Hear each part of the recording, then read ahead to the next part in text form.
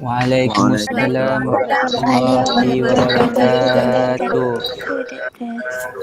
Alhamdulillah, semua dah masuk. Nampaknya seorang tak hadir. Ada seorang dua yang tak masuk ni. Tapi ni baru masuk Muhammad Akib. Okey, seperti yang telah saya typekan tadi pada pagi ini sebelum makan tengah hari saya nak mendengar kumpulan yang terdiri daripada 3 atau 2 orang sebanyak 9 kumpulan seperti yang kita telah persetujui hari Selasa yang lepas untuk membentang dalam kira-kira 5 minit lah begitu Dan pada pagi ini saya tak akan bercakap banyak, saya nak dengar awak pula bercakap. Kerjasama secara berkumpulan walaupun secara online dan nampak gayanya minggu depan pun kita masih online lagi kerana keadaannya tidak mengizinkan tapi saya dengar mulai 18 hari bulan mulai esok yang tidak kena COVID dah boleh berkeliaran di luar asrama. So siapa nak jumpa saya bolehlah jumpa. Kalau nak jumpa Fatin Najwa datanglah ajar saya sesuatu. Okay, alright. So sekarang kita nak mulakan sesi pembentangan. Okay, dan saya berharap semua boleh. Okay, saya berharap semoga semua boleh menumpukan perhatian kerana peranan guru ini antara dalam perkembangan sosio-budaya murid-murid adalah antara yang popular dalam peperiksaan. Ingat peperiksaan ada 50% markah. Dan ia memerlukan pemikiran kreatif anda yang kita sebut sebagai kebat untuk menjawab soalan. Bukan menghafal semata-mata tapi bagaimana menginterpretasikannya dalam cerita awak tentang masyarakat sebenar. Tentang masyarakat Majmuk di Malaysia khasnya. Dan spesifiknya di Sarawak, kita berada di Sarawak. Kita boleh kaitkan banyak. Di Sarawak sangat banyak etnik. Okay? So, dengan tak buang masa, kerana masa pun saya rasa semua hebat-hebat pembentangan sekarang lepas ni. So, Fatin Najwa penyelaras khusus ke? Mungkin awak dah selaraskan siapa mula membentang, siapa kedua membentang. Okay? Saya nak awak berbincang. Saya nak tengok di skrin komputer ni saja awak membentang. Saya bagi kebebasan pada awak. Even saya akan tutup saya punya suara. Kalau perlu interrupt, baru saya interrupt. Dan juga saya record ni. Saya rekodkan, nanti kita lihat. Kita tonton dalam kelas bila kita bersemuka nanti. Okay? So sekarang kita akan mulakan dengan kumpulan yang pertama. Okay? Dipersilakan.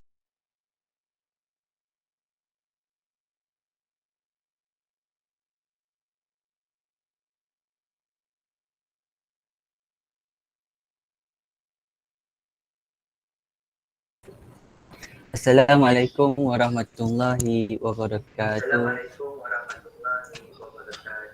Saya Muhammad Akib Naim bin Nazri dan ahli kumpulan saya terdiri daripada Amri Ashraf bin Amiruddin dan Muhammad Akil bin Aziz akan membentangkan peranan guru dalam perkembangan sosio budaya dalam bilik darjah. Untuk pembentangan yang isi pembentangan pertama akan dibentangkan oleh ahli kumpulan saya iaitu Amri Ashraf bin Amiruddin. Dipersilakan. Assalamualaikum warahmatullahi wabarakatuh. Baiklah. Untuk peranan guru dalam perkembangan sosio budaya di darjah, saya akan merungkaikan untuk 4 bahagian dulu. Yang pertama, mengkaji dan memahami budaya, penggunaan cara yang berbagai, latar belakang dan sosial budaya murid, dan ada sekali kaedah atau strategi persoalan. Kita lihat pada yang pertama tu, iaitu mengkaji dan memahami budaya.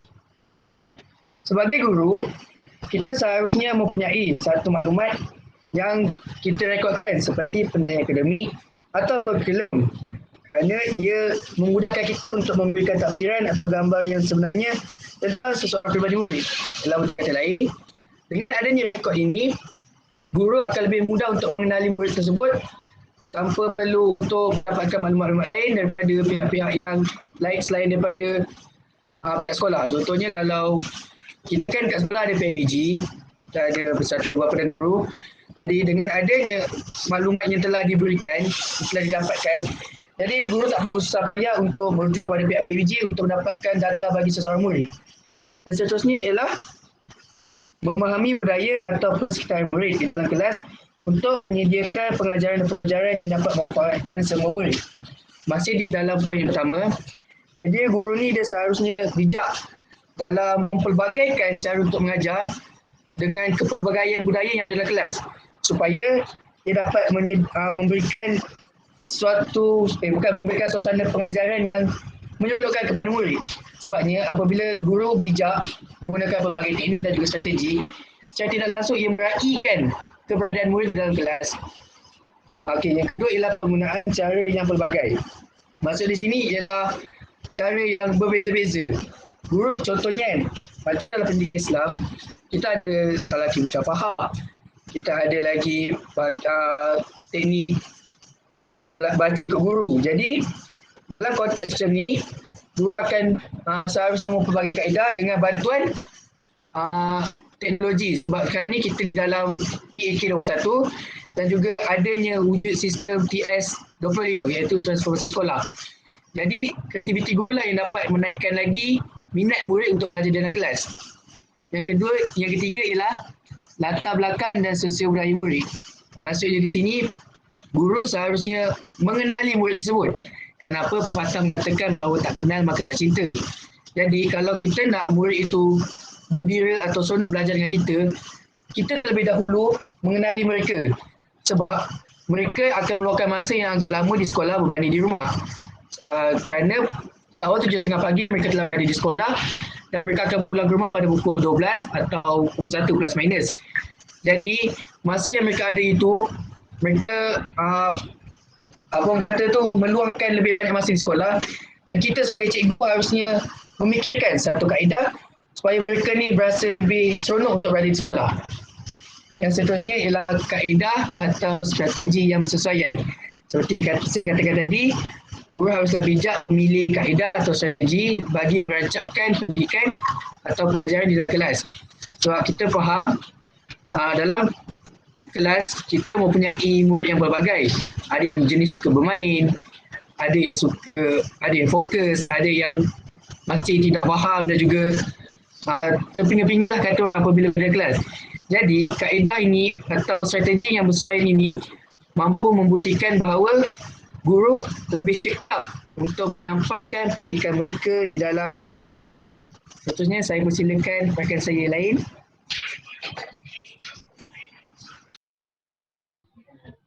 Okey, terima kasih kepada Amri Ashraf. Boleh dengar ke semua? Boleh. Teruskan. Okey, jadi untuk peranan yang kelima iaitu penerimaan murid. Menerima murid. Jadi peranan cikgu kat sini, kita sebagai guru, kita perlu menerima murid yang berbeza-beza sosial budaya diorang secara positif. Sebab apa? Sebab bila seorang guru pun jika dia tidak menerima sosial budaya murid-murid kan, dia tak suka, contoh dia macam kita panggil racist. Jadi benda tu boleh menimbulkan suasana yang negatif di dalam kelas. Sebab murid-murid dia melihat dia melihat guru ni sebagai model diorang. Jadi jika seorang guru pun tidak menerima murid secara positif, jadi hal ini akan berjangkit kepada murid-murid tersebut dan menyebabkan suasana positif di dalam bilik darjah tersebut hilang. Ini kerana suasana yang positif, kalau kita seorang guru mewujudkan suasana yang positif kan, kita terima budaya diorang, sosial diorang, dia dapat menjadikan sesi pembelajaran berjalan dengan baik dan tersusun. Sebab apa? Sebab contoh kalau kita macam resis lah orang cakap, jadi murid tersebut akan rasa tidak selesa. Apabila tidak selesa, jadinya sesi pembelajaran tersebut tidak berkesan. Sebab apa? Sebab murid tu pun malu untuk menunjukkan bakat ataupun keupayaan dia. Okay, jadi untuk peranan yang seterusnya adalah pendekatan yang sesuai. Jadi peranan cikgu kat sini, kita sebagai seorang guru, kita haruslah mencari, kita mencari, memilih pendekatan yang paling sesuai untuk dilaksanakan di dalam bilik darjah. Jadinya guru perlu mencari pendekatan yang sesuai untuk mengaitkan pengalaman murid di rumah dan persekitaran dengan pengalaman di sekolah. Hal ini kerana pengalaman murid-murid, setiap murid-murid berbeza. Lagi-lagi kalau ada kampung budaya-budaya yang berbeza, kan, etnik-etnik diorang semua, persekitaran yang berlainan lah. Jadi semua orang membesar dalam persekitaran yang berbeza. Jadi jika guru menggunakan pendekatan yang sama, contohnya hanya mengaitkan satu situasi dengan situasi di bandar, jadi muridnya di pedalaman sukar untuk memahami. Hal ini menyebabkan kurangnya sosial budaya di bilik darjah. Terusnya peranan yang ke-7 adalah komitmen dan bermotivasi. Jadinya guru ni dia perlu berkomitmen dan juga bermotivasi untuk mendorong kejayaan murid di dalam bilik darjah tanpa membezakan sosial budaya mereka. Kita tak nak, kita perlu bersifat terbuka, dan bermotivasi ni merupakan satu sifat yang perlu ada di dalam diri seorang guru. Jika seorang guru pun tak bermotivasi, jadi macam mana kita nak mewujudkan sesi pembelajaran yang berkesan, dan hal ini menyebabkan perkembangan sosial budaya di bilik darjah itu tidak berkembang. Dan yang ke-8 adalah kita mewujudkan, peranan seorang guru adalah mewujudkan hubungan guru dengan murid. Jadi guru juga perlu mewujudkan hubungan dan juga ikatan dengan murid secara membangunkan komuniti belajar secara kolaboratif. Ini maksudnya macam kita buat kerja berkumpulan, kan, maksud guru sebagai mentor dan sebagainya. Jadi hal ini mewujudkan hubungan dengan murid. Hubungan dengan murid bukan sekadar dia seorang guru, saya seorang murid, bukan. Jadi kita perlu mewujudkan ikatan yang lebih erat. Macam mana nak cakap, kita perlu selalu berkomunikasi. Hal ini akan merapatkan lagi jurang antara guru dengan murid, menyebabkan murid pun selesa dengan guru. Jika macam kadang-kadang kalau hubungan guru dengan murid pun tidak rapat, dia akan menyebabkan satu situasi macam situasi tidak selesa jika guru menegur dan sebagainya. Hal ini menyebabkan perkembangan sosial budaya di dalam bilik darjah berkembang. Jadinya oleh itu sikap bekerjasama akan wujud dalam diri para murid. Dan akhir sekali, faktor perbezaan antara budaya. Faktor perbezaan antara budaya ni dia berlaku antara murid. Sebab dia mampu untuk mempengaruhi cara mereka berfikir dan juga bertindak. Jadi kita sebagai seorang guru perlu sentiasa mengambil kira faktor tersebut dalam merancang dan juga mengurus PDP bagi memastikan murid dalam kumpulan etnik yang berbeza menerima peluang pembelajaran yang sama. Okay, sekian. Itu sahaja peranan guru dalam perkembangan sosial budaya di dalam bilik darjah. Okey, terima kasih kumpulan yang pertama ini. Ya, Muhammad Akib, Amri Ashraf dan Muhammad Muhammad apa seorang ni? Hakimi. Akil. Muhammad Akil. Okey. Satu pembentangan yang sangat baik. Saya tak nak kupas kerana masa singkat. Okay. Dan saya dapati awak ambil masa sangat lebih daripada 5 minit. Tapi sebagai pembentang pertama tak apalah. Kerana anda telah jelaskan dengan teliti sekali. Saya harap kumpulan yang lain boleh membentang dalam tempoh jangan terlalu lebih daripada 5 minit. Okay. Okay, so tahniah kumpulan pertama. Kumpulan kedua sekarang. Okay, terus.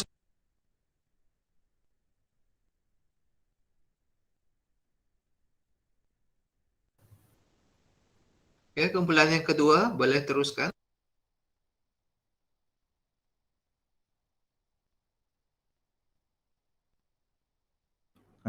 Hello, boleh dengar Kak Doktor? Dengar jelas. Okey. Okay, teruskan ya. Bismillahirrahmanirrahim. Okey. Assalamualaikum warahmatullahi wabarakatuh. InsyaAllah hari ini kuliah kami yang terdiri daripada saya sendiri Muhammad Iqmal bin Rasid, Nurdini binti Zakaria, Sofiat Syirah binti Zulkifli akan membentangkan peranan guru dalam perkembangan sosial budaya di Bilik Darjah.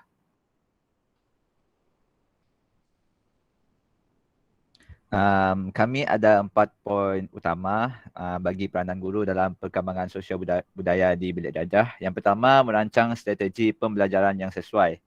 Perancangan aktiviti PDP perlu bersesuaian dengan tahap kognitif setiap murid kerana perkembangan kognitif murid yang berbeza latar belakang adalah tidak sama. Menggunakan strategi dan pendekatan yang sesuai menyebabkan murid bergiat aktif dan tidak terlalu bergantung kepada guru semasa proses proses PDP. Guru yang merancang strategi dan pendekatan yang baik membolehkan pelajar berpeluang untuk mengaplikasikan pengetahuan, meningkatkan kemahiran dan merangsang minda pelajar untuk lebih kreatif dan kritis. Selain itu, ia juga dapat mewujudkan suasana PDP yang menyeronokkan di mana para pelajar tidak kira kaum dapat meningkatkan kefahaman mereka dapat ditingkatkan dengan sumber pembelajaran yang ada. Baiklah, yang seterusnya menyediakan suasana pengajaran dan pembelajaran yang kondusif. Suasana fizikal bilik darjah yang kondusif adalah penting untuk meningkatkan keberkesanan pengajaran dan pembelajaran di bilik darjah. Kondusif membawa maksud sesuai. Persekitaran pembelajaran yang kondusif ialah tempat murid dapat melibatkan diri, mengambil bahagian dan menumpukan perhatian dalam pembelajaran. Persekitaran ini mempunyai keupayaan untuk merangsang minat dan semangat murid untuk terus belajar. Suasana pembelajaran yang kondusif menyeronokkan, bermotivasi, bermoral dan kreatif menjadikan proses pengajaran dan pembelajaran lebih berfokus. Yang ketiga, guru memupuk sikap saling menghargai kepelbagaian sosial budaya. Beri peluang kepada murid untuk berkongsi atau bercerita tentang cara hidup atau adat istiadat mereka. Para guru perlu sentiasa melengkapkan diri dengan pelbagai ilmu dan kemahiran untuk menyampaikannya tanpa menyentuh sebarang isu-isu sensitif, terutamanya kebudayaan kaum, supaya ilmu tersebut dapat disebarkan oleh guru kepada pelajar dengan tepat dan berkesan. Penerangan guru tentang ilmu kebudayaan kaum lain kepada pelajar mestilah tepat dan tidak membawa kekeliruan kepada pelajar. Guru juga berperanan dalam menyemaikan nilai murni termasuklah nilai perpaduan kaum kepada pelajar di sekolah. Penghayatan nilai murni merupakan satu dasar yang boleh memberikan keseimbangan dalam pembangunan ekonomi dan sosial dalam masyarakat berbilang kaum. Dan yang terakhir, guru berusaha memberi bimbingan dan bantuan kepada murid. Guru terbaik mampu membimbing pelajar mereka melalui proses belajar maklumat baru sehingga mereka mengembangkan kemahiran menyelesaikan masalah dan berfikir untuk berjaya bebas daripada bimbingan. Peranan guru adalah sangat penting dalam memberikan bimbingan kerana guru selalu bersemuka atau berinteraksi semasa sesi pengajaran dan pengajaran berlaku di kelas. Antara peranan guru adalah membantu murid menyesuaikan diri dari segi jasmani, emosi, persekitaran dan sosial. Guru juga turut berperanan memberikan kesedaran positif kepada murid dalam akademik. Sesetengah murid tidak mempunyai kesedaran tentang pentingnya pelajaran dalam menentukan masa depan mereka kerana menganggap pergi ke sekolah hanyalah rutin harian. Hal yang demikian, guru memainkan peranan memberikan kesedaran agar murid dapat mengubah pendirian mereka ke arah yang lebih positif. Sekian, itu saja doktor.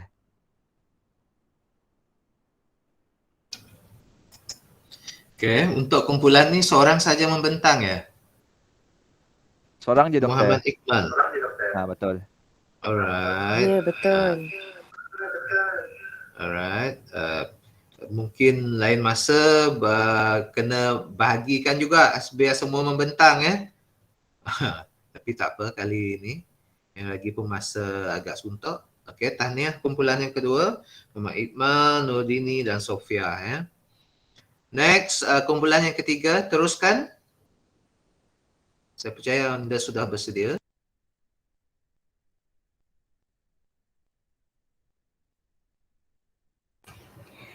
Bismillahirrahmanirrahim. Assalamualaikum warahmatullahi wabarakatuh.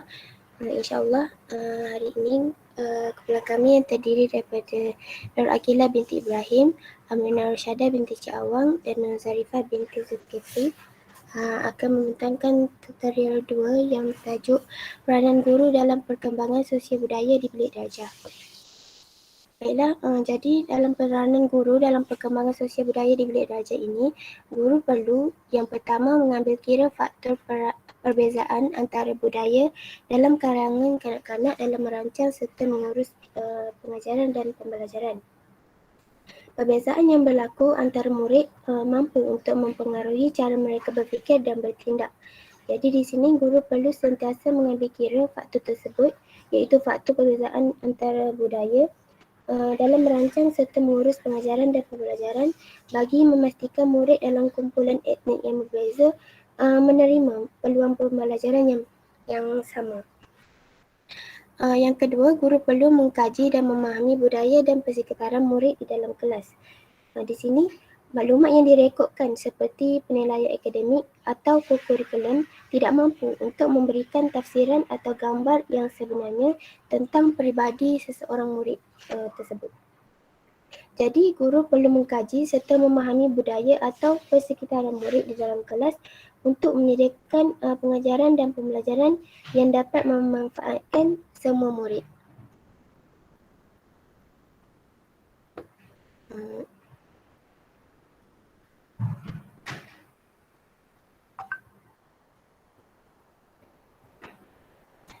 Seterusnya, yang ketiga, guru perlu menggunakan cara yang berbeza untuk melayani, memotivasi serta memberikan perhatian di dalam bilik darjah. Sosial budaya yang berbeza ini memerlukan guru untuk menggunakan di dalam setiap bilik darjah, setiap murid akan berbeza dari segi sosioekonomi, latar belakang, keluarga, tempat tinggal, adat bersam dan bahasa. Seterusnya saya serahkan kepada Nur Aqilah binti Ibrahim untuk meneruskan pembentangan. Baiklah, saya akan meneruskan peranan guru yang keempat, iaitu guru perlulah memahami latar belakang sosio-budaya murid dan menggunakannya secara optimum dalam strategi PDP yang berkesan. Latar belakang sosio-budaya murid sangatlah mempengaruhi pembelajaran. Latar budaya murid penting dalam menentukan pemilihan strategi, penyampaian pengajaran dan juga selain kemampuan mental dan juga fizikal murid.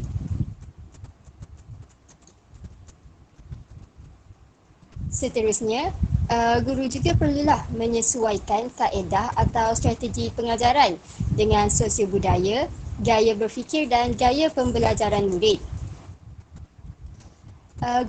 Dalam hal ini, guru perlulah menyesuaikan kaedah asal atau strategi pengajaran dengan sosio budaya, daya berfikir dan daya pembelajaran murid agar pembelajaran akan menjadi lebih berkesan. Dan yang keenam, guru perlulah mempelbagaikan kaedah pengajaran dan pembelajaran.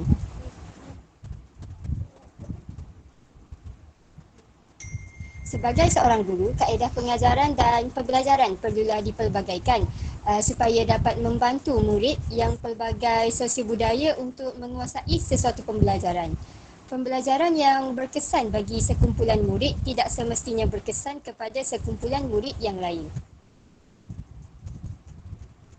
Dan yang ketujuh, guru perlulah menerima murid yang berbeza sosiobudaya secara positif.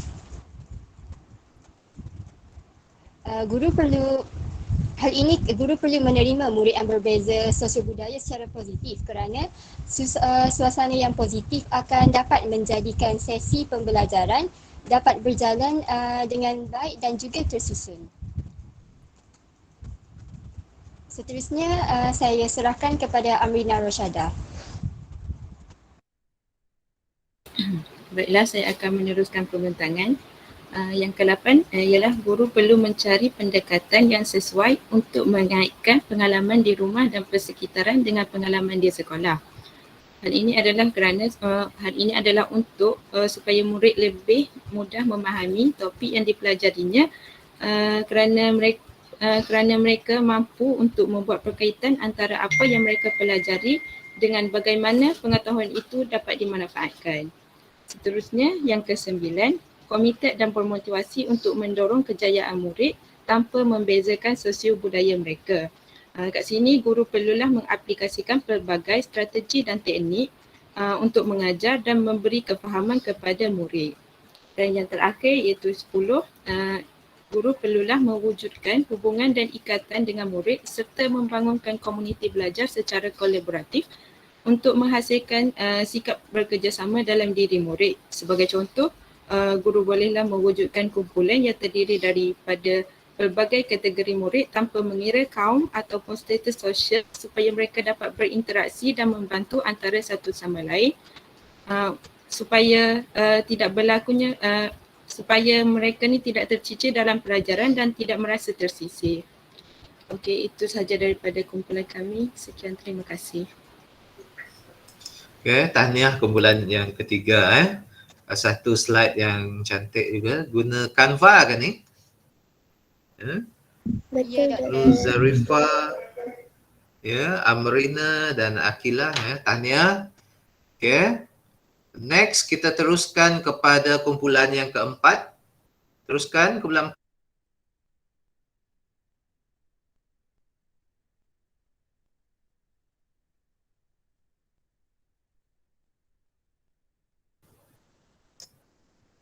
Hello.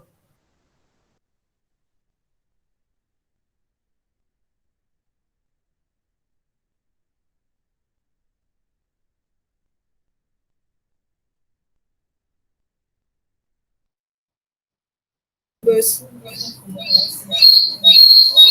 Okey, nampak skrin?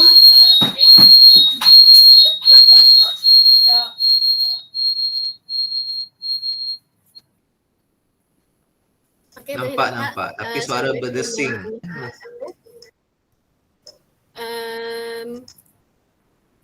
Kumpulan saya adalah terdiri daripada 3 orang iaitu Aidatul Azira binti Said, Nur Izian Syaziana binti Yusuf dan saya sendiri Nur Suhada binti Mus. Medium yang kami gunakan merupakan video dan kami akan membuat penerangan selepas video selesai ditayangkan. Jadi dipersilakan.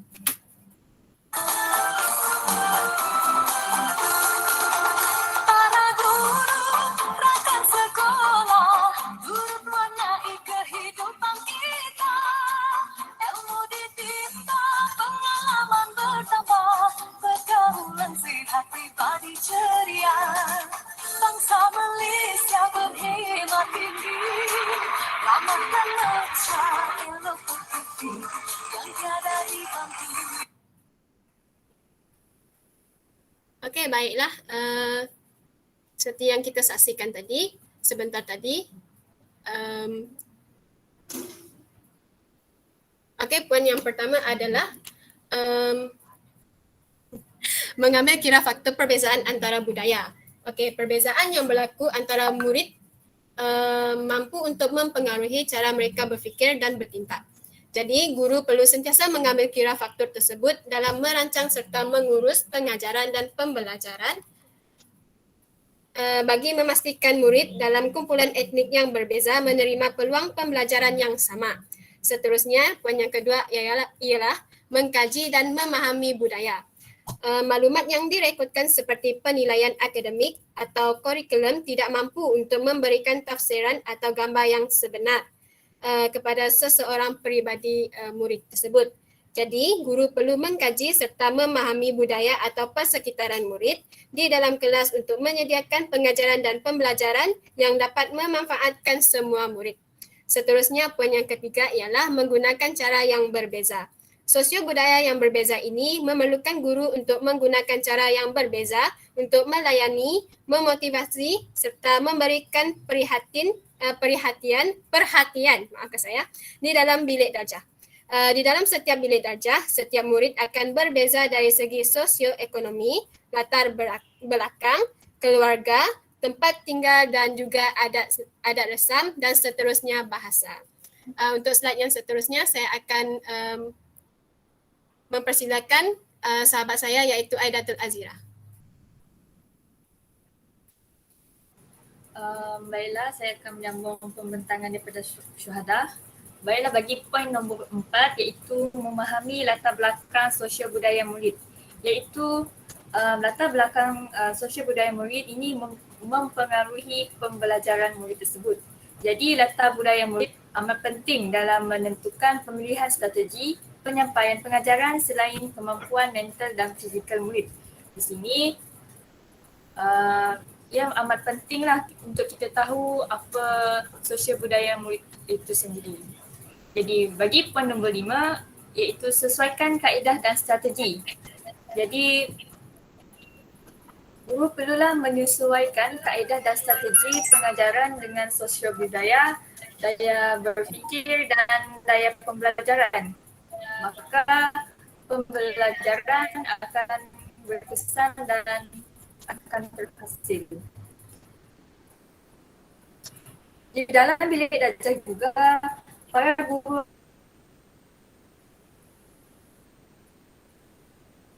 akan berdepan dengan murid yang terdiri daripada pelbagai ras, etnik dan budaya yang tersendiri. Jadi murid juga akan murid yang terdiri daripada golongan ataupun latar belakang berbeza menyebabkan guru perlu menyesuaikanlah kaedah yang dipilih. Bagi poin nombor 6 iaitu menerima murid. Iaitu guru perlu menerima murid yang berbeza-beza dari segi sosial budaya dan secara positif. Hal ini supaya guru dapat membantu murid dari aspek pembelajaran. Di poin nombor 2 adalah mencari pendekatan yang sesuai. Jadi guru perlulah antara dengan pengalaman di sekolah. Seterusnya saya akan serahkan kepada Nur Izian.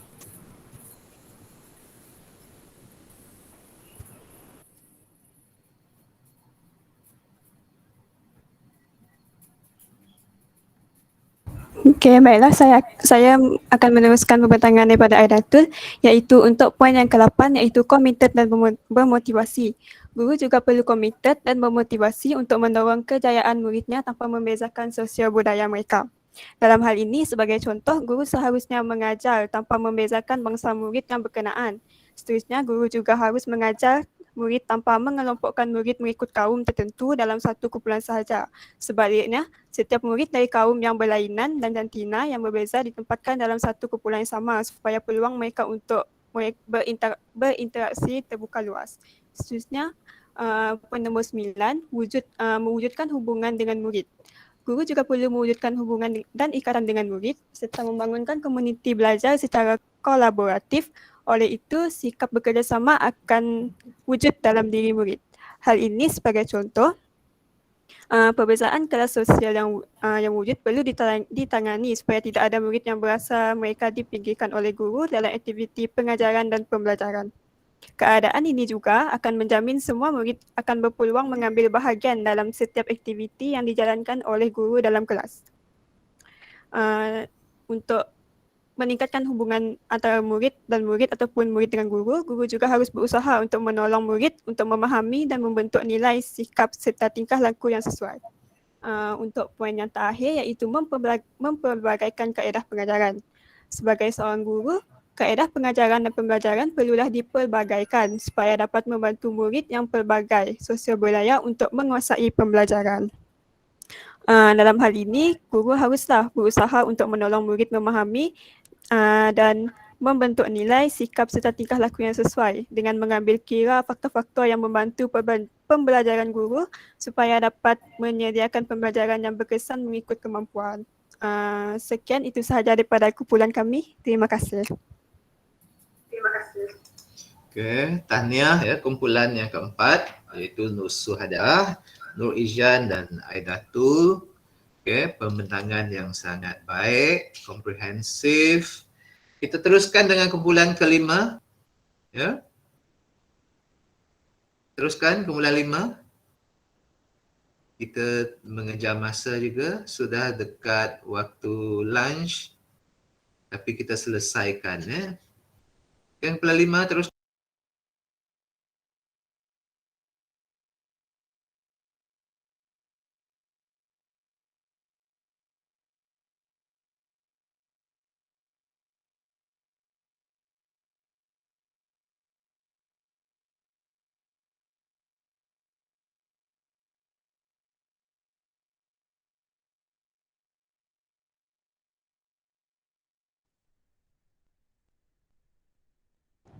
Okey, baik.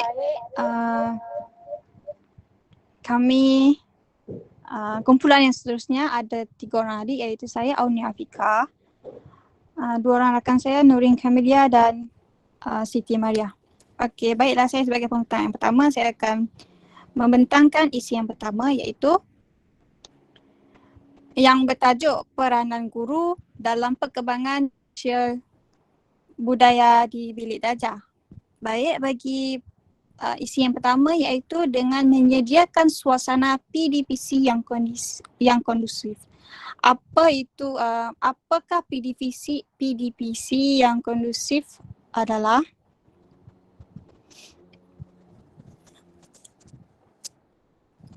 Ya, maksudnya macam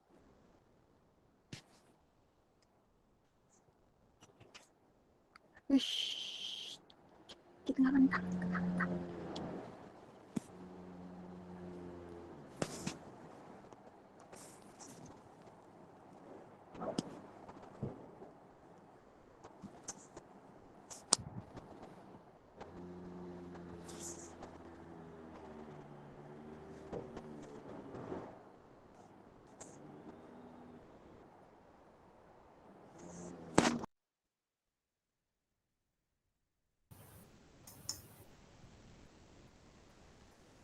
Mana pergi awak ni, left ni?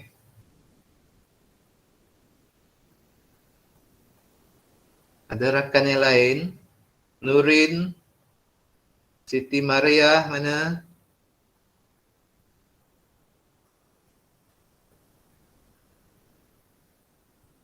Hello. Ya, Doktor. Okeylah. Ada masalah? Okey. Teruskan. Okey, bagi peranan guru yang pertama iaitu menyediakan suasana PDPC yang kondusif. Menyediakan suasana PDPC yang kondusif ni maksudnya guru perlulah menyediakan suasana tu supaya pelajar, murid berasa seronok untuk belajar, berasa selesa dan tenang ketika belajar. Seterusnya, peranan guru yang kedua iaitu menyemai nilai-nilai dalam proses PDPC secara implisit iaitu tersurat maupun eksplisit tersirat. Okey, seperti yang kita tahu guru ni merupakan role model kepada pelajar. Jadinya guru ni perlu menunjukkan contoh ataupun nilai murni yang baik terhadap pelajar. Sebagai contoh, guru tidak membuang sampah di merata. Okey, seterusnya saya akan serahkan pembentangan ini kepada Nurin. Okey, jadi yang seterusnya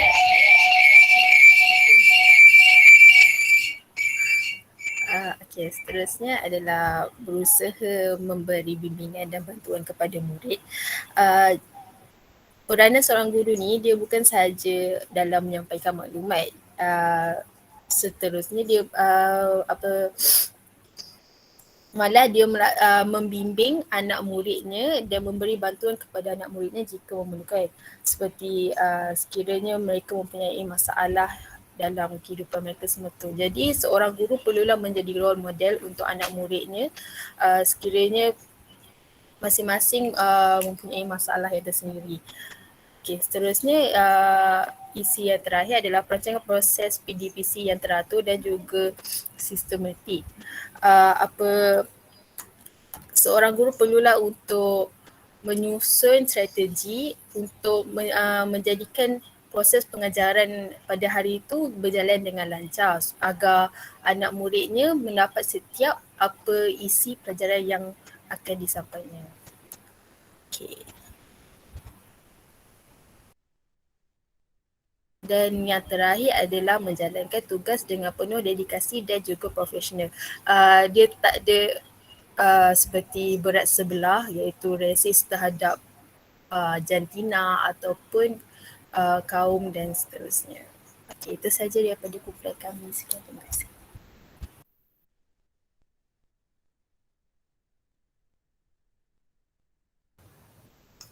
Okey. Selesai ke? Sudah selesai ke kumpulan ni? Dah, Doktor. Okey. Tahniah Auni, Nurin dan Siti Maria. Okey. Walaupun ada banyak gangguan untuk kumpulan ni ya, presentation-nya. Okey, kita teruskan dengan kumpulan yang ke-6. Okey. Teruskan kumpulan yang ke-6.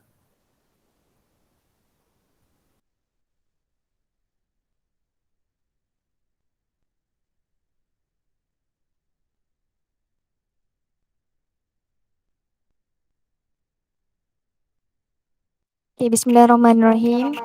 Assalamualaikum warahmatullahi wabarakatuh. Okay, hari ini saya dan rakan-rakan saya akan membentangkan tugasan tutorial yang bertajuk Peranan Guru dalam Perkembangan Sosio Budaya di Bidik Darjah. Saya Raja Syamimi dan Raja Mansur. Okey, untuk peranan yang pertama, seseorang guru itu perlu memahami latar belakang sosio budaya murid itu. Hal ini kerana latar belakang sosio budaya murid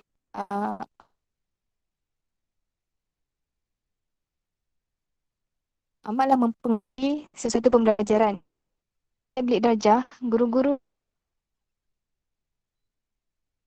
ada pelbagai latar belakang sosio budaya. Okay, dengan kepelbagaian yang wujud antara murid ini perlu dikaji dan difahami dengan sebaiknya oleh dapat membantu dan strategi pengajaran yang lebih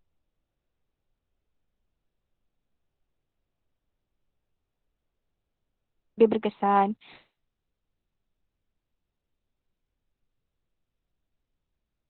Okey, yang kedua,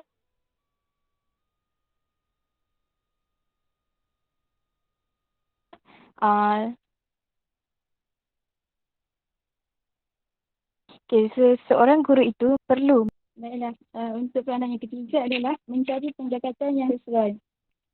Iaitu guru sentiasa melibatkan ataupun mengaitkan pengalaman murid di rumah dan juga tajuk pembelajaran di dalam bilik darjah.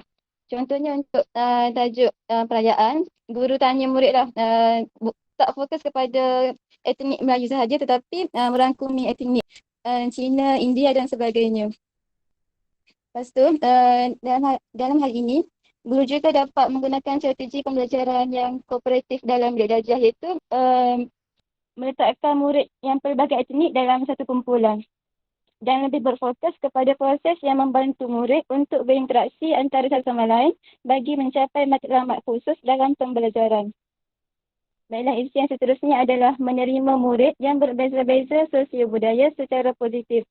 Dengan kata lain, guru tak boleh berat sebelah tetapi perlu berfikiran secara terbuka, iaitu dengan menganggap bahawa kepelbagaian budaya memberi manfaat kepada guru untuk menimba pengalaman baharu. Sebab suasana yang positif akan menjadikan sesi pembelajaran berjalan dengan lancar. Isi yang seterusnya adalah mengambil kira faktor perbezaan antara budaya. Perbezaan yang berlaku antara murid mampu mempengaruhi cara mereka berfikir dan juga bertindak. Jadi, guru perlu sentiasa mengambil kira faktor tersebut dalam merancang strategi kaedah pengajaran serta mengurus proses pengajaran mereka bagi memastikan murid dalam setiap kumpulan etnik yang berbeza menerima peluang pembelajaran yang sama. Seterusnya saya serahkan kepada Mas Siti Aina. Baiklah, bismillahirrahmanirrahim. Poin yang seterusnya adalah committed dan bermotivasi.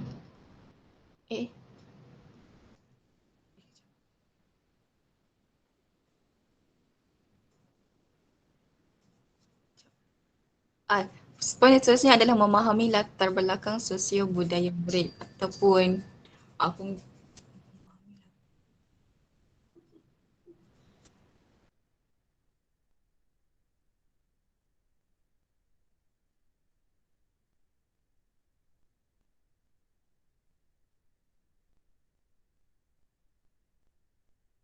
Okey, seterusnya adalah committed dan bermotivasi. Sebagai seorang guru, dua sifat ini adalah sangat penting ya untuk kita terapkan dalam diri kita. Sebab apa? Guru perlulah committed dan bermotivasi untuk tujuan kita yang sebenar untuk melihat kejayaan murid tanpa membezakan sosial budaya mereka. Jadi, saya ingin memberi contoh. Contohnya adalah keadaan bagi sekolah yang berada di luar bandar. Seperti yang mana kita tahu, mereka murid ni adalah dari pelbagai latar belakang. Jadi kalau sekolah dekat luar bandar ni, barangkali mereka mungkin agak kekurangan dari segi fasiliti dan kemudahan di sekolah sepertinya ICT dan teknologi ataupun sebagainya. Padahal benda itu adalah penting untuk murid mencari pelbagai maklumat dan bahan untuk proses pengajaran dan pembelajaran. Jadi sebagai guru mungkinlah kita lihat ini adalah sebagai salah satu masalah kepada kita untuk menyampaikan sesi pengajaran sebab ianya satu yang memudahkan tapi tidak ada di sekolah. So sebagai seorang guru kita perlulah sentiasa committed dan bermotivasi walaupun mengalami beberapa masalah demi melihat kejayaan murid dengan apa jua cara sekalipun untuk menyampaikan sesi pengajaran dan pembelajaran. Dan seterusnya adalah mempelbagaikan kaedah pengajaran. Yang seterusnya adalah yang kedua adalah mewujudkan hubungan dengan murid. Wujudkan hubungan dengan murid ni adalah penting sebab kita sebagai guru mestilah perlukan ada chemistry kita di antara murid supaya mereka selesa dengan kita, supaya mereka selesa untuk bersekolah.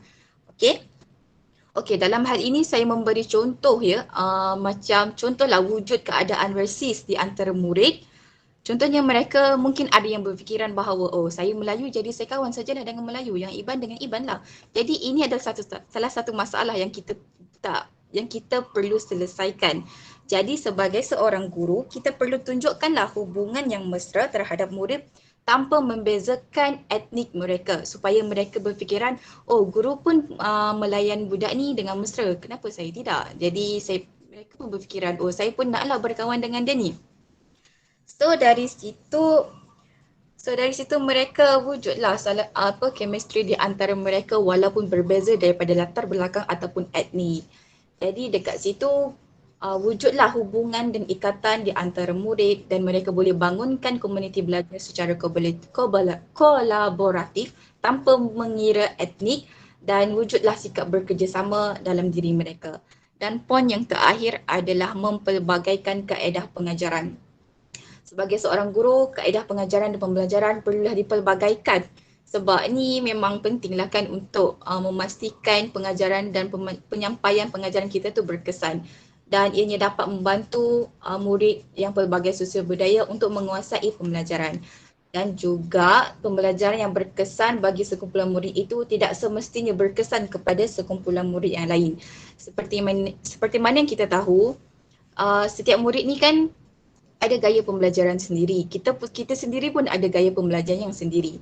Ada murid kita bagi tahu teori sahaja mereka dah boleh faham. Ada murid kita bagi tahu teori tapi mereka masih tak faham dan kita perlulah menunjukkan contoh yang berbentuk mawujud. Contohnya kita ajar pasal makanan daripada pelbagai budaya.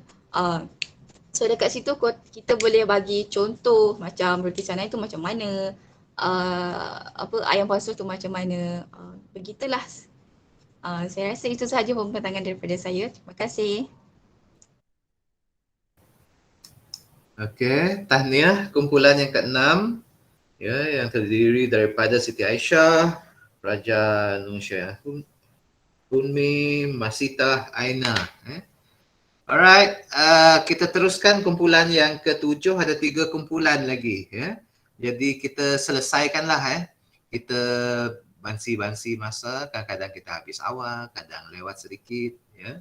So itulah jalan cerita kita dalam PDPC. Kita teruskan kumpulan yang ke-7 ya.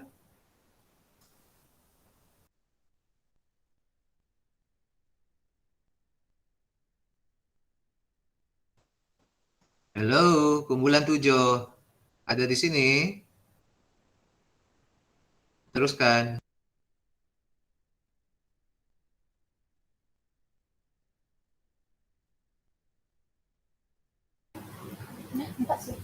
Maaf doktor tengah loading. Okey. Saya dari kumpulan 7 dengan ahli kumpulan saya sendiri Fatin Najwa Ayuni binti Jamali serta ahli kumpulan saya Nur Hidayah binti Muhammad Nasir serta Nur Akilah Kalikah binti Jumat dan membentangkan peranan guru dalam perkembangan sosial budaya di Bilik Raja. Untuk yang pertama, dalam mengambil kira faktor perbezaan antara budaya. Perbezaan yang berlaku antara murid mampu untuk mempengaruhi cara mereka berfikir dan bertindak. Oleh itu, guru perlu sentiasa mengambil kira faktor perbezaan tersebut dalam merancang serta mengurus pengajaran dan pembelajaran untuk memastikan murid dalam kumpulan etnik yang berbeza dapat menerima peluang pembelajaran yang sama.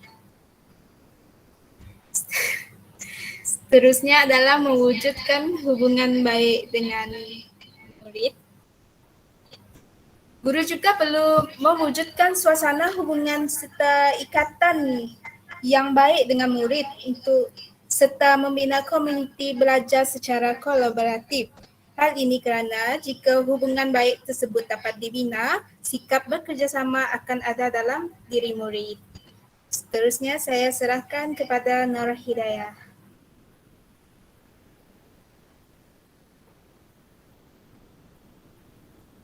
Baiklah, seterusnya mengkaji dan memahami budaya. Kurangnya maklumat yang direkodkan seperti penilaian akademik atau kurikulum tidak mampu untuk memberikan tafsiran atau gambar yang sebenarnya tentang peribadi seseorang murid itu. Jadi sebagai seorang guru, guru perlu memahami atau mengkaji latar belakang murid.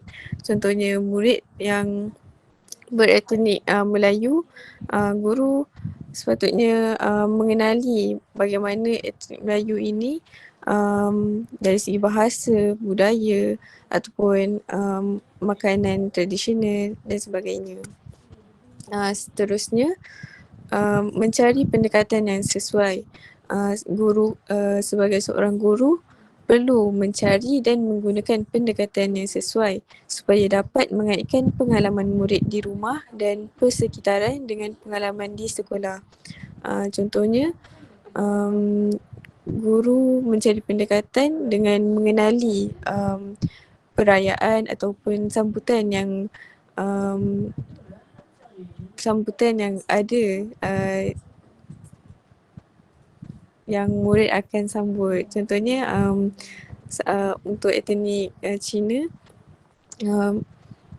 seperti yang kita tahu sambutan Raya Cina. Jadi guru dapat mengkaji dan mencari pendekatan untuk menyambut ataupun memberi ucapan selamat untuk menyambut perayaan yang akan dirayai. Itu sahaja daripada kumpulan kami. Sekian, terima kasih. Okey, jelas. Tahniah Fatin Najwa, Nur Hidayah dan Nur Akila. Okey, kita teruskan dengan kumpulan yang ke-8. Ada 2 kumpulan lagi. InsyaAllah kita settlekan. Okey. Kumpulan 8, teruskan.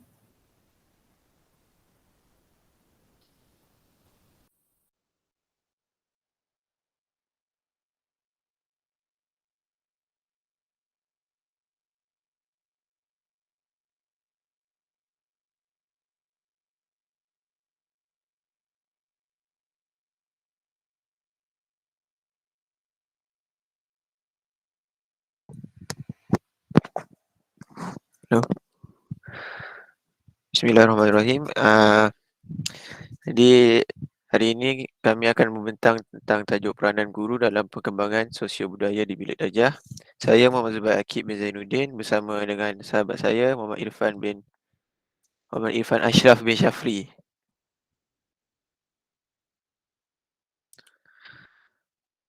Baiklah, peranan guru dalam pengembangan sosial budaya di Bilik Darjah antaranya ialah bahasa,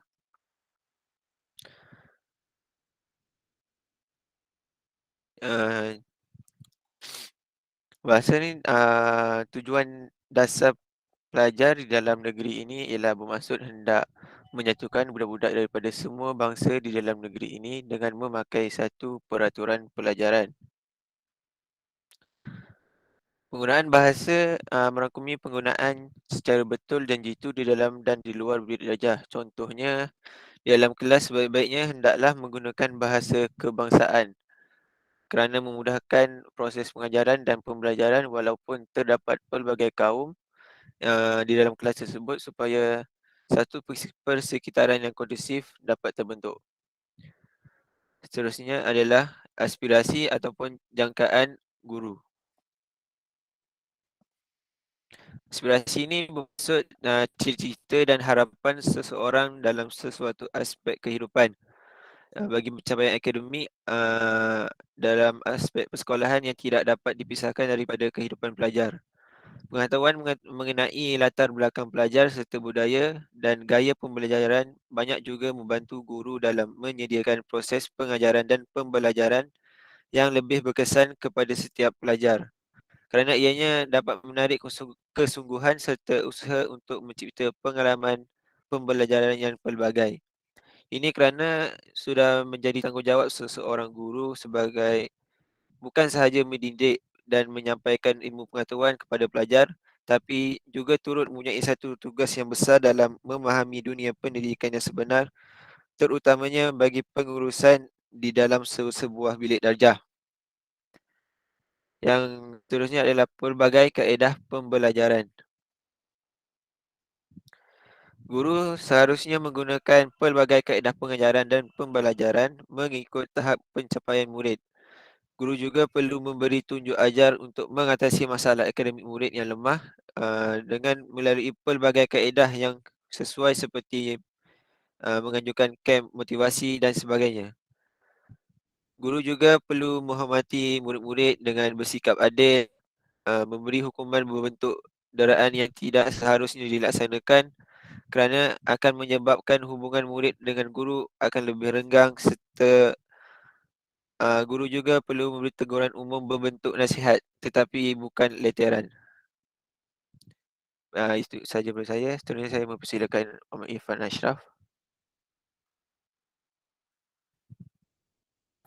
Okay, baiklah. Seterusnya untuk poin yang keempat iaitu penerimaan dan layanan yang adil. Sebagai seorang guru, kita tidak seharusnya melayan pelajar sebagai satu kelompok individu sahaja.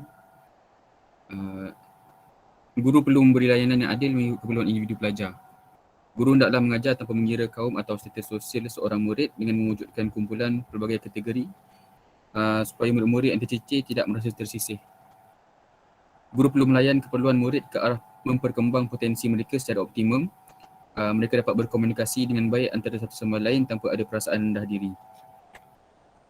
Jadi guru perlulah melayan murid dengan adil tanpa mengira latar belakang ataupun etnik satu kaum dan murid. Baiklah, bagi poin yang kedua iaitu strategi pembelajaran yang sesuai. Seperti yang kita maklum, setiap seorang pelajar itu ada keunikan mereka yang tersendiri. Keunikan mereka tidak sama antara satu sama lain. Seorang guru tidak boleh menganggap semua murid boleh belajar dengan cara yang sama. Biasanya penyampaian seorang guru bergantung pada persekitaran tempat tinggal pelajar, status sosioekonomi keluarga dan gaya pembelajaran. Guru harus berusaha untuk menolong murid memahami dan membentuk nilai, sikap serta tingkah laku yang sesuai. Dengan mengambil kira faktor-faktor yang membantu pembelajaran, guru dapat menyediakan pembelajaran yang berkesan mengikut kemampuan. Oleh itu, guru perlu didedahkan kepada pengetahuan tentang gaya pembelajaran dan bagaimana menyesuaikan gaya pembelajaran pelajar dengan pengajaran guru agar dapat mencapai pengajaran dan pembelajaran yang cemerlang. Poin yang seterusnya adalah pengurusan bilik darjah. Pengurusan hal ehwal murid dalam bilik darjah melalui pendekatan penyayang yang ditunjukkan guru dapat menjinakkan mereka. Bercakap bahasa lembut, menegur dan membetul kesilapan dengan cara berhemah.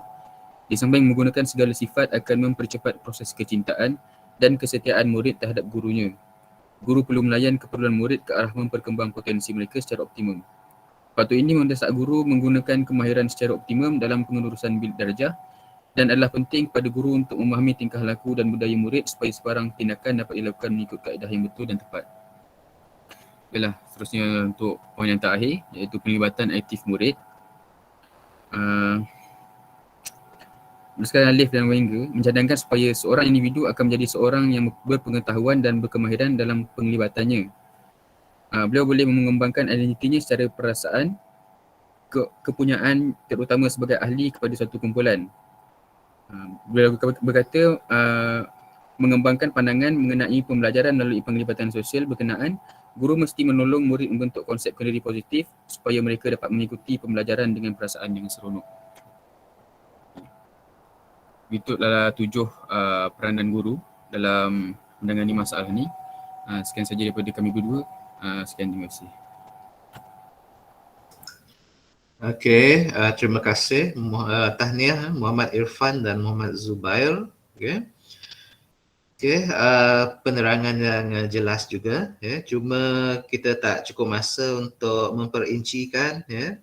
Ada beberapa yang agak kabur, ya. Contohnya yang Zubair tadi tentang aspirasi, jangkaan guru, ya.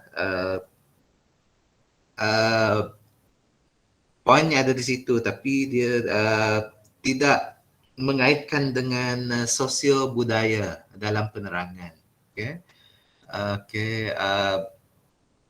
Perlu apabila contohnya tulis esei ke, kalau ada kuis ataupun peperiksaan, kena kaitkan pengurusan bilik darjah tersebut dengan sosio budaya, kerana ini subjek sosio budaya.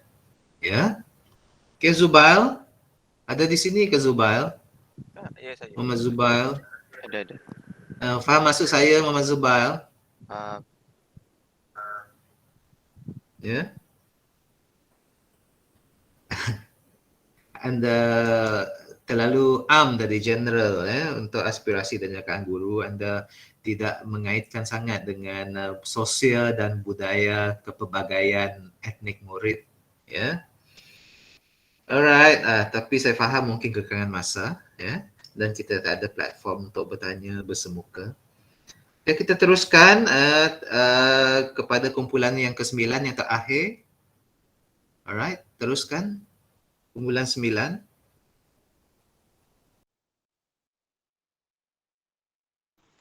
Kejap ya, Guru.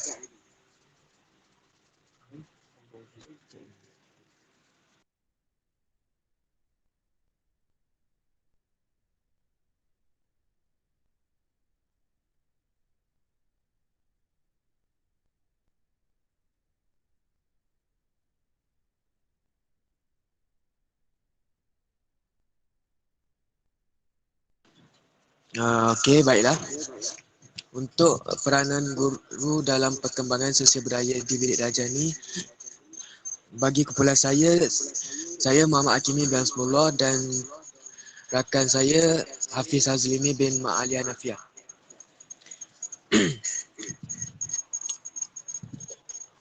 Untuk isi yang pertama, merancang strategi pembelajaran yang bersesuaian. Contohnya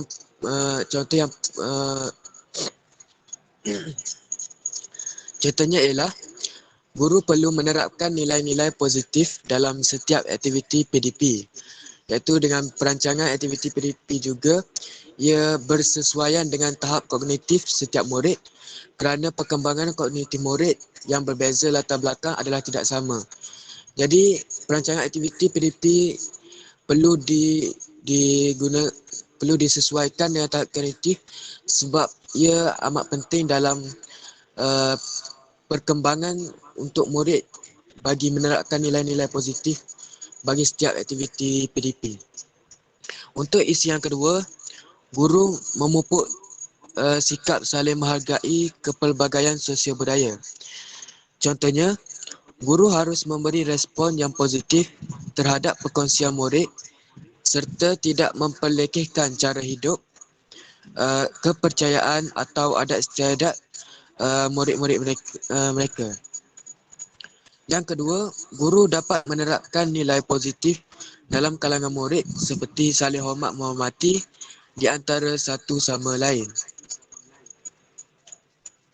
Dan poin yang ketiga iaitu mengkaji dan memahami budaya. Contohnya ialah guru perlu mengkaji serta memahami budaya atau persekitaran murid di dalam kelas untuk menyediakan pengajaran dan pembelajaran yang dapat memanfaatkan semua murid. Iaitu maklumat yang direkodkan seperti penilaian akademik atau kurikulum tidak mampu untuk memberikan tafsiran atau gambar yang sebenar tentang seseorang peribadi murid tersebut. Dan untuk poin seterusnya, saya serahkan kepada kawan pembentang saya.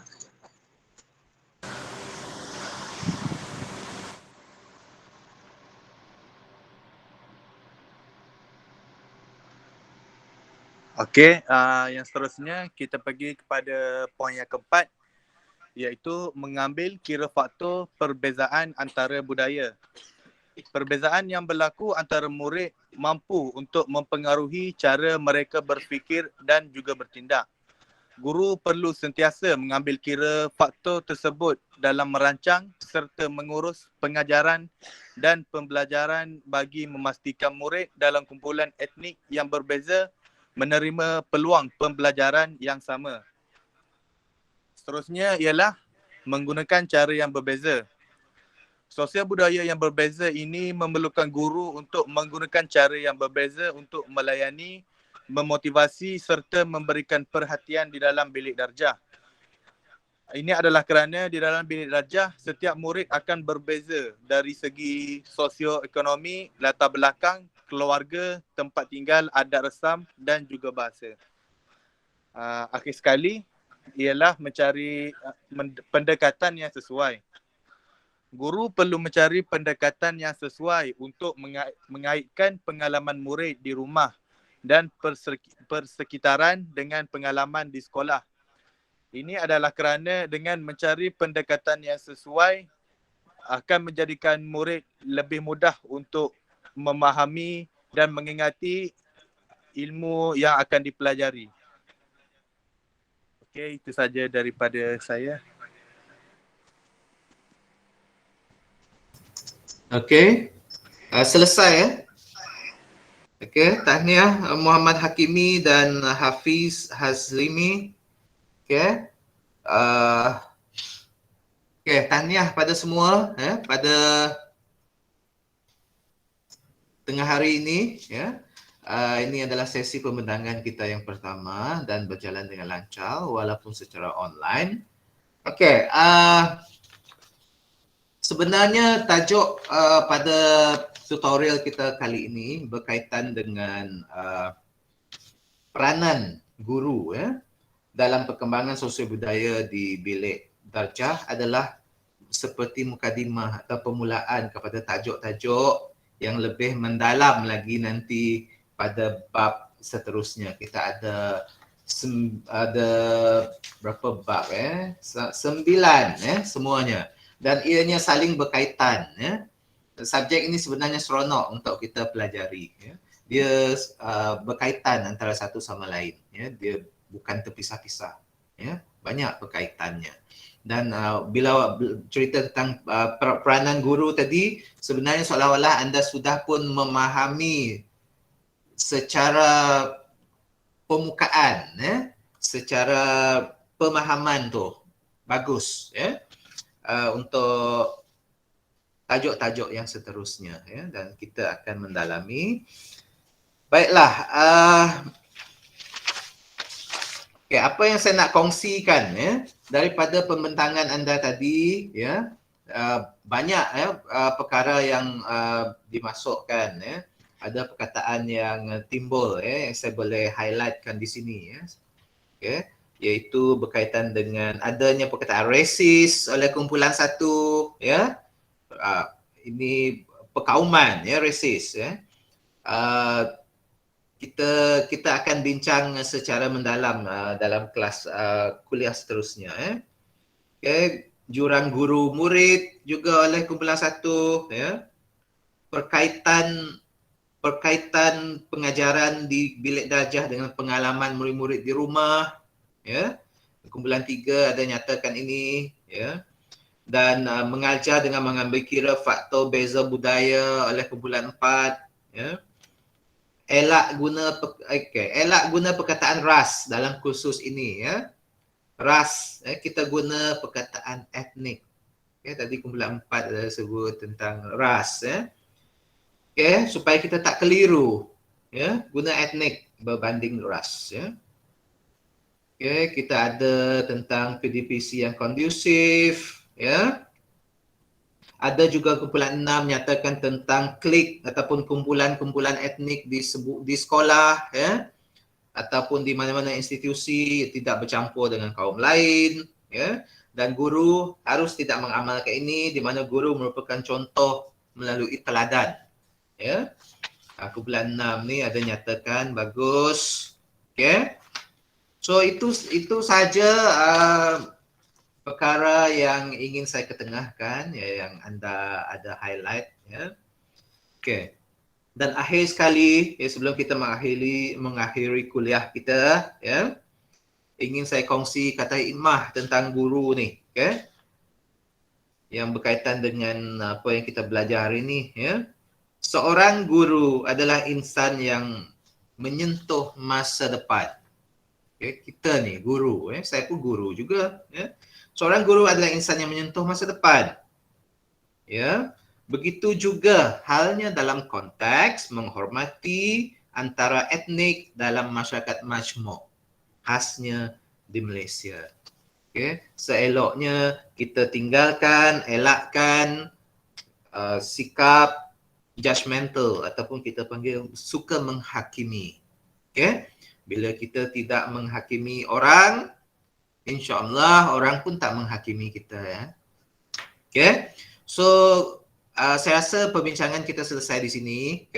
dan kita jumpa pada hari Selasa untuk tajuk yang ketiga itu kesedaran kepelbagaian sosial budaya di Malaysia. Ada soalan? Hello. Tak ada, Doktor. Ada soalan Tak ada. Tak ada. Tak ada.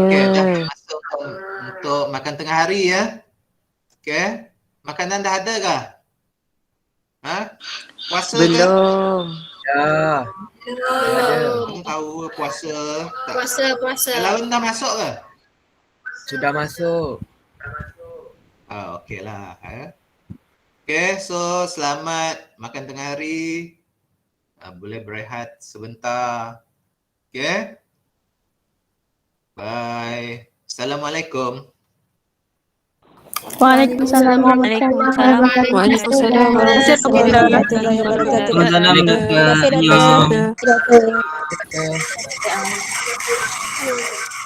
Okay.